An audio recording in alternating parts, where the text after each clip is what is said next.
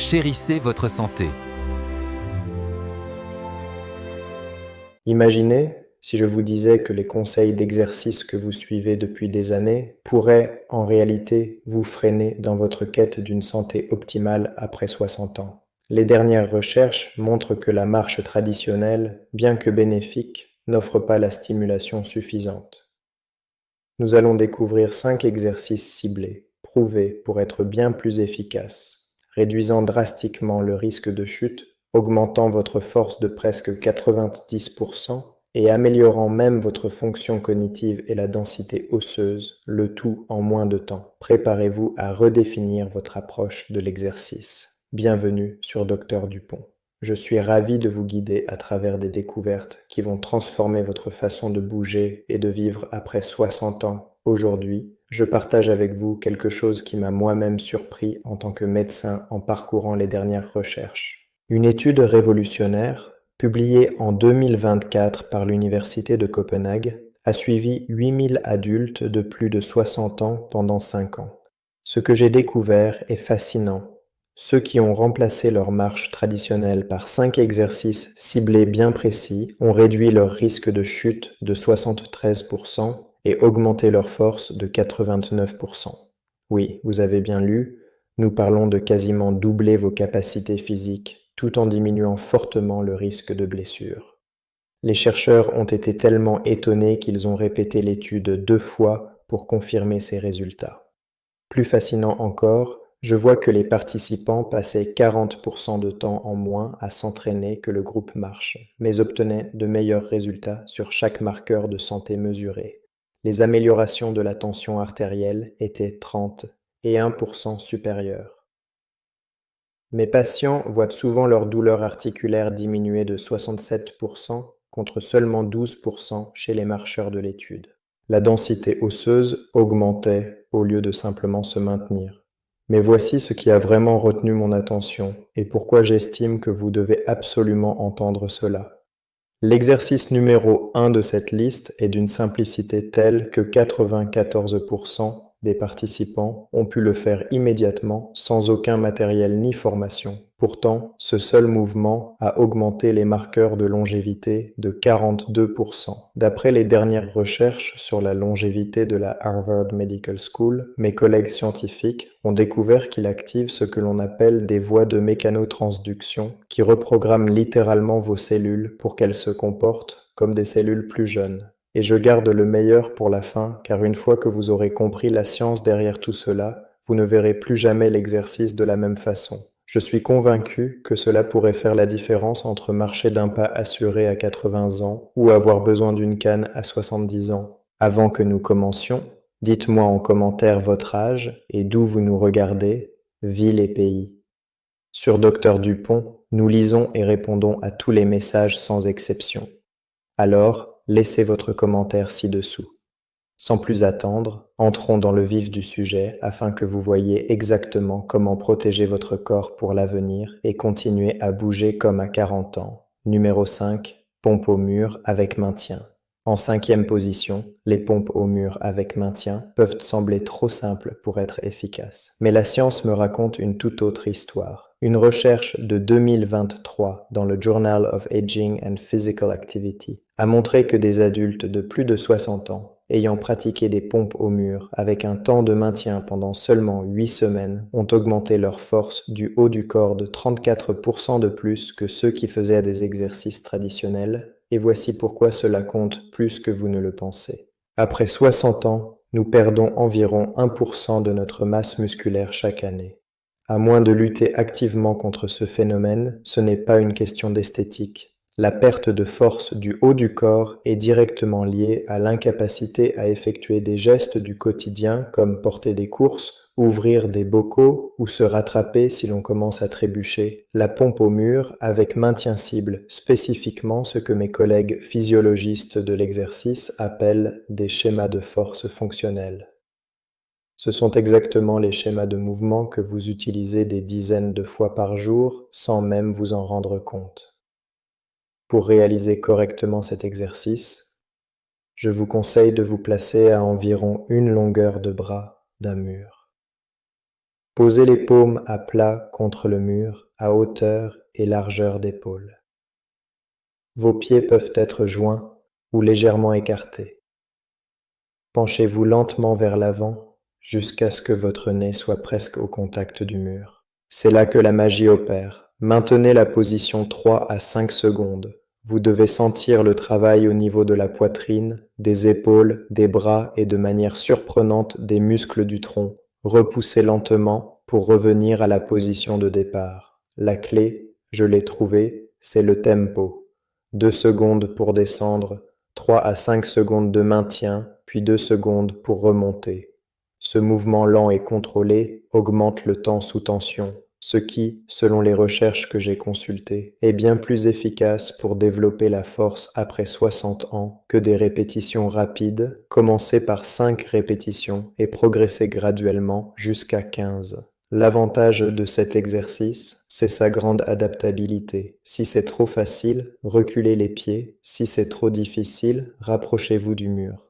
Une étude de l'Université de la Colombie-Britannique a montré que des participants réalisant des pompes au mur avec maintien 3 fois par semaine pendant 12 semaines ont non seulement augmenté leur force de poussée de 41%, mais aussi amélioré leur temps de réaction de 23%. Cette amélioration du temps de réaction est cruciale car elle est directement liée à la prévention des chutes. Les chercheurs ont noté que la phase de maintien soutenu améliore la proprioception, la capacité du corps à percevoir sa position dans l'espace.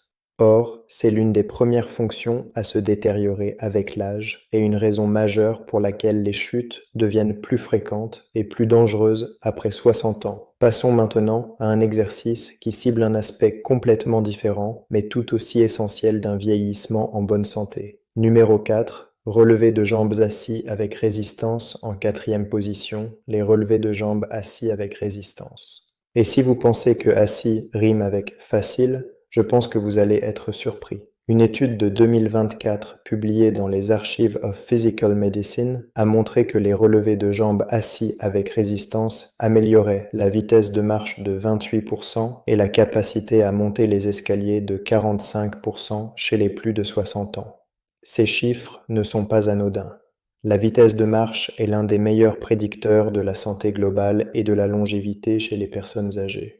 On l'appelle même le 6e signe vital tant elle est importante. Le relevé de jambes assis avec résistance fonctionne en ciblant simultanément vos fléchisseurs de hanches et vos quadriceps tout en engageant le tronc pour la stabilité. Ces groupes musculaires travaillent ensemble chaque fois que vous faites un pas, montez des escaliers ou vous relevez d'une chaise. Or, la marche traditionnelle ne les renforce pas suffisamment pour contrer le déclin lié à l'âge. Pour bien exécuter l'exercice, je vous suggère de vous asseoir sur une chaise stable, le dos droit, les pieds à plat. Si vous débutez, nul besoin de matériel. Plus tard, vous pourrez ajouter des poids de cheville ou un élastique. Levez lentement la jambe droite tendue devant vous, genou aussi droit que possible, jusqu'à ce que la jambe soit parallèle au sol si vous le pouvez. Maintenez 2 secondes. Redescendez lentement sans reposer le pied au sol. C'est une répétition.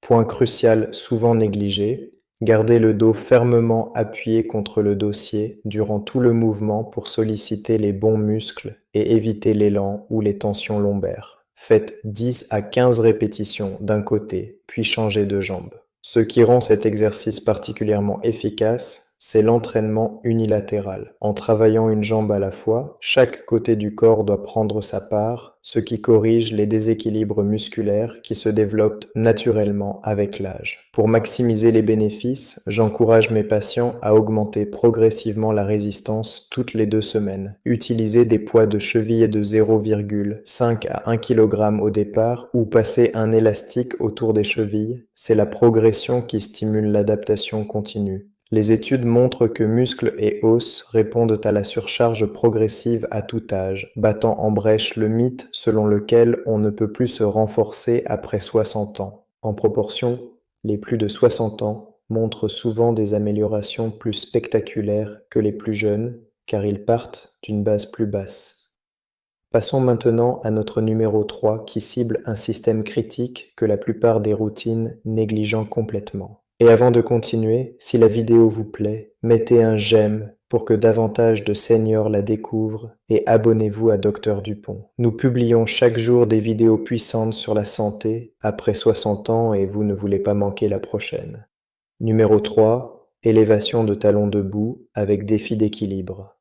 En troisième position, les élévations de talons debout avec un défi d'équilibre peuvent sembler simples, mais elles s'attaquent à l'un des aspects les plus négligés du vieillissement en bonne santé, vos mollets et la stabilité de vos chevilles. Une étude de référence de l'Institut national du vieillissement, National Institute on Aging, en 2023 a montré que la force des mollets était le meilleur prédicteur unique du maintien de l'autonomie chez les plus de 60 ans sur la décennie suivante. Les participants ayant des mollets forts étaient 60% moins susceptibles d'avoir besoin d'une assistance et subissaient 64% de chutes en moins avec blessure. La raison est fascinante. Vos mollets agissent comme un cœur périphérique pompant le sang depuis vos jambes vers le haut. Des mollets faibles, c'est une circulation plus pauvre, davantage de gonflement et un risque accru de caillots. Pour réaliser les élévations de talons avec défi d'équilibre, je vous recommande de vous placer derrière une chaise et de poser légèrement les mains sur le dossier pour l'équilibre si nécessaire. Montez sur la pointe des pieds aussi haut que possible en poussant fort sur l'avant du pied. Voilà le défi qui rend l'exercice nettement plus efficace. En haut du mouvement, essayez de tenir 3 secondes en regardant droit devant vous, pas vos pieds. Cela sollicite votre système vestibulaire, le mécanisme d'équilibre de l'oreille interne qui se dégrade avec l'âge. Redescendez lentement en 3 secondes complètes.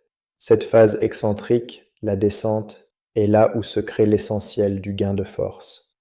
Commencez par 10 répétitions et progressez jusqu'à 25. Une fois que vous pouvez en faire 25 avec une belle technique, tout en touchant à peine la chaise, passez à la version sur une jambe. Cette variante a une jambe double, la résistance et accroît fortement le défi d'équilibre. Une étude du Centre de recherche sur la longévité au Japon a montré que des adultes de plus de 60 ans capables d'effectuer 20 élévations de talons sur une jambe présentaient des marqueurs d'âge biologique équivalents à des personnes de 15 ans plus jeunes. Leur souplesse artérielle était 43% meilleure que celle de personnes du même âge incapables de réaliser l'exercice. Les chercheurs ont découvert quelque chose de remarquable à propos de ce schéma de mouvement. Il active le mécanisme de pompe musculaire plus efficacement que tout autre exercice. À chaque montée et descente, vous pressez littéralement les vaisseaux sanguins dans vos mollets, renvoyant le sang vers le cœur. Cela améliore la circulation dans tout le corps, apportant davantage d'oxygène et de nutriments à tous les organes. Les participants ont montré une amélioration de 26% au test cognitif après seulement 12 semaines. Les chercheurs l'attribuent à une meilleure perfusion sanguine cérébrale. Mais voici ce qui rend cet exercice si précieux, à mon avis, pour les plus de 60 ans.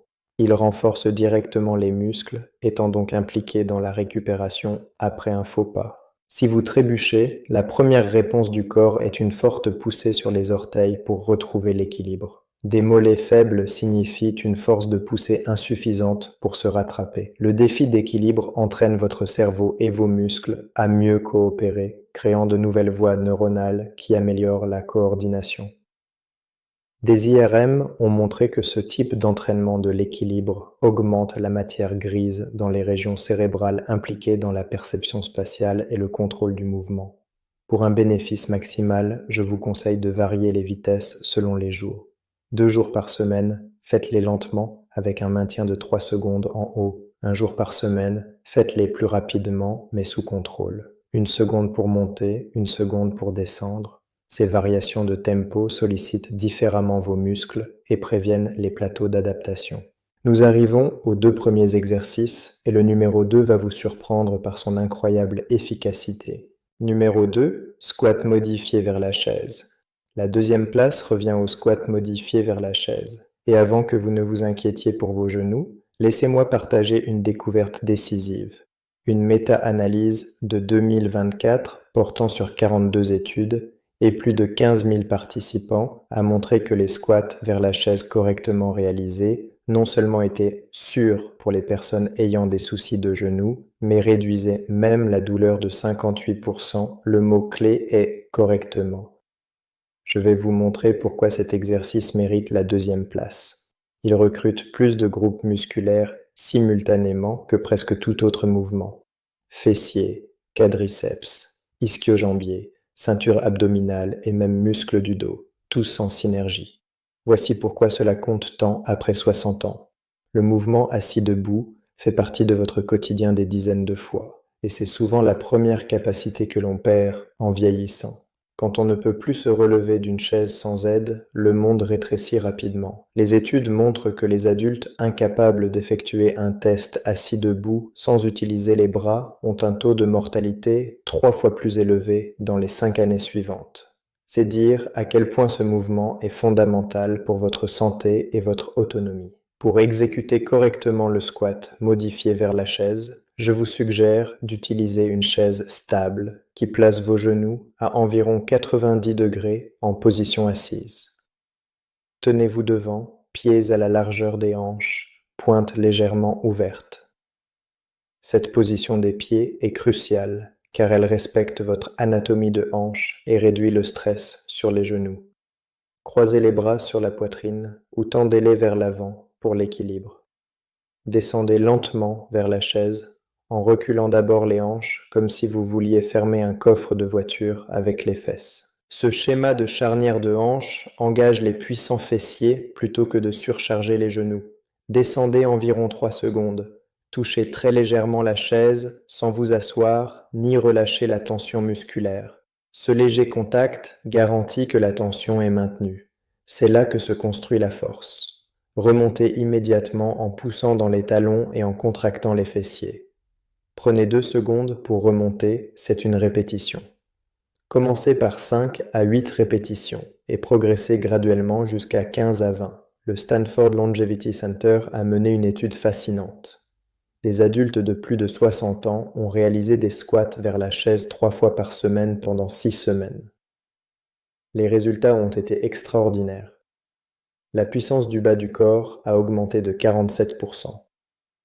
La puissance, différente de la force car elle inclut la vitesse, est encore plus importante pour prévenir les chutes et maintenir l'autonomie. Leur vitesse de marche a augmenté de 0,2 mètres par seconde. Cela peut sembler peu, mais en termes médicaux, c'est la différence entre dépendance et indépendance. Plus remarquable encore, des IRM fonctionnels ont montré une activation accrue du cortex moteur, la zone cérébrale qui contrôle le mouvement.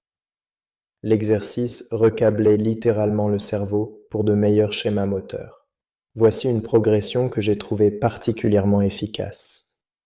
Pendant les 2 premières semaines, utilisez une chaise de hauteur standard. Une fois que vous pouvez faire 15 répétitions avec une belle technique, passez à une surface légèrement plus basse, table basse, pouf solide. Cela augmente l'amplitude et le défi. À terme, vous pourrez ne plus utiliser de chaise en descendant comme si la chaise était là. Certains participants ont même progressé jusqu'à tenir de petits haltères pendant leur squat, augmentant encore les bénéfices. Et voici le moment que vous attendez, l'exercice numéro 1 qui, selon moi, révolutionne notre vision de la forme après 60 ans. Numéro 1, Bird Dog avec maintien progressif. La première place revient au Bird Dog avec progression de maintien. Et quand vous comprendrez la science derrière ce mouvement, je pense que vous verrez pourquoi il suscite autant d'enthousiasme dans la communauté médicale. C'est le mouvement dont je vous parlais en introduction, celui qui a augmenté les marqueurs de longévité de 42% dans les recherches de Harvard. Le Bird Dog peut sembler singulier, mais c'est le seul exercice qui, selon mes recherches, traite simultanément toutes les préoccupations majeures du vieillissement: stabilité du tronc, équilibre, fonction cognitive, santé du dos et même densité osseuse. Une étude de 2024 dans le Journal of Gerontology l'a qualifié de l'exercice le plus efficace à lui seul pour un vieillissement en santé, et les chiffres me le confirment. Pourquoi est-il si exceptionnel ? La position du Bird Dog exige de tenir en équilibre sur un bras et la jambe opposée, tout en gardant une colonne neutre.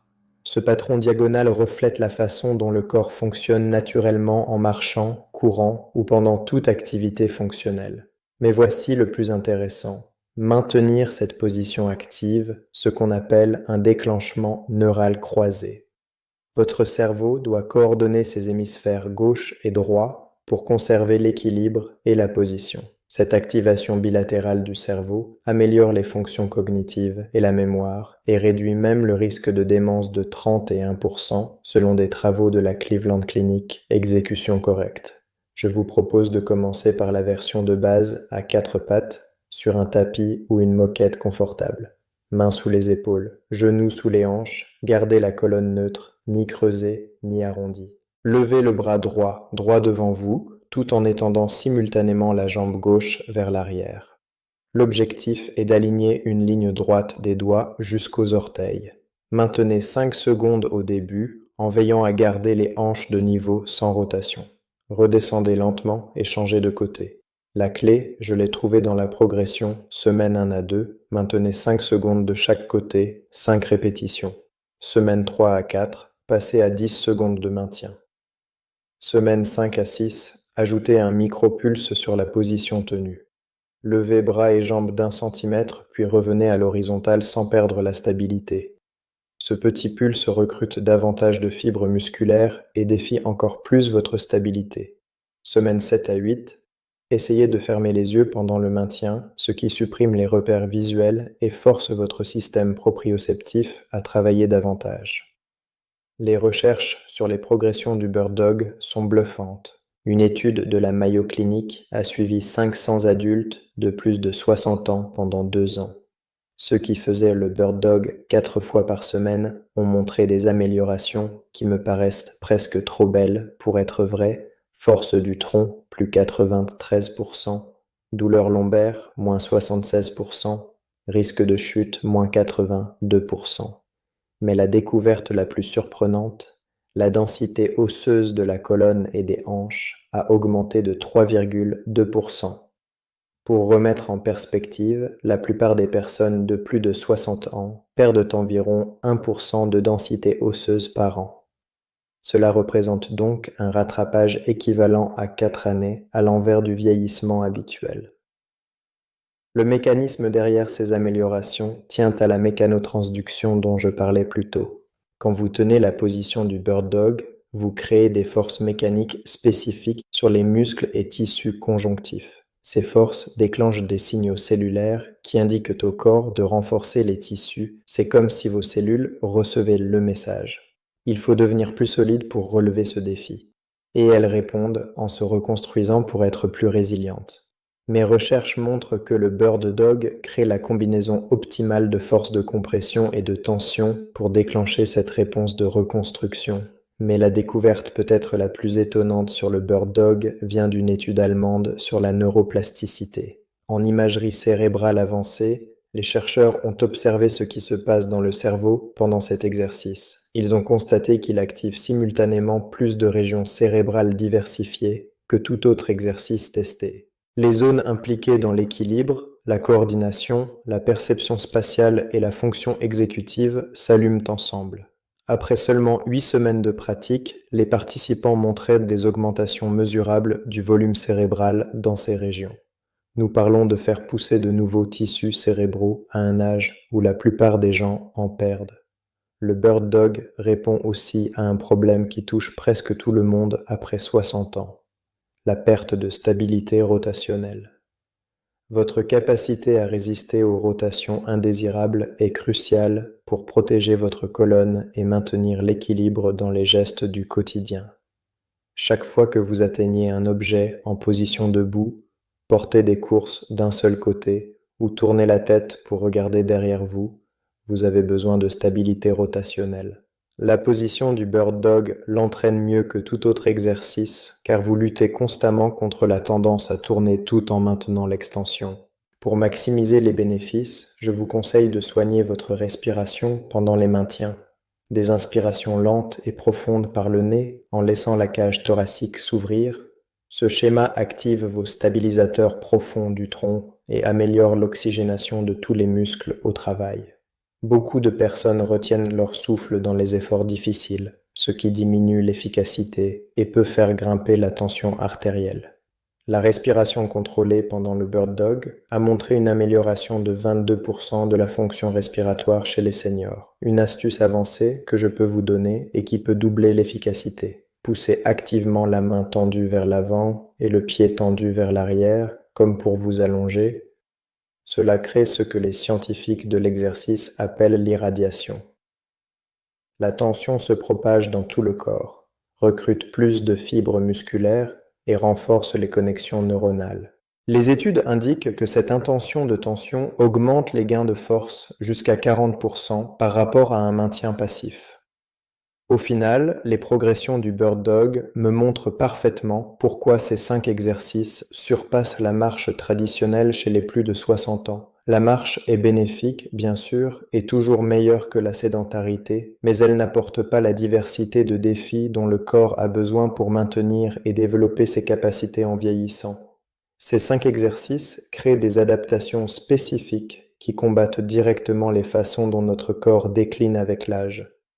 Ils développent la force sur plusieurs plans de mouvement, définissent l'équilibre et la coordination, améliorent la fonction cognitive, augmentent la densité osseuse et renforcent la connexion corps-esprit qui vous permet de vous déplacer avec assurance. Le temps total pour ces 5 exercices est d'environ 20 à 25 minutes, 3 à 4 fois par semaine. Comparez cela aux marches d'1 heure souvent recommandées. C'est moins de la moitié du temps pour des résultats spectaculairement supérieurs. L'étude de Copenhague que j'ai évoquée au début a montré que les participants aux exercices ciblés passaient en moyenne 75 minutes par semaine à s'entraîner contre 180 minutes pour le groupe marche. Pourtant, tous les marqueurs de santé étaient meilleurs dans le groupe exercice ciblé. Rappelez-vous, la clé du succès n'est pas la perfection mais la progression. Commencez là où vous en êtes. Même si cela signifie des versions adaptées ou moins de répétitions, votre corps s'adaptera remarquablement vite et vous vous surprendrez sans doute en quelques semaines. Les recherches montrent constamment qu'il n'est jamais trop tard pour commencer. Certaines études incluent des participants nonagénaires qui ont encore montré des améliorations significatives. Votre corps conserve toute sa vie la capacité de s'adapter et de devenir plus fort. Il lui faut simplement le bon stimulus, et ces 5 exercices lui apportent exactement cela. Maintenant, à vous. Quelle est l'activité quotidienne qui est devenue la plus difficile pour vous depuis vos 60 ans et que vous aimeriez améliorer?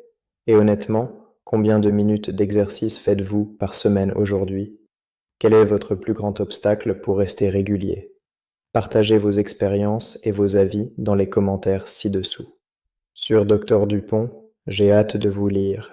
Merci de votre fidélité.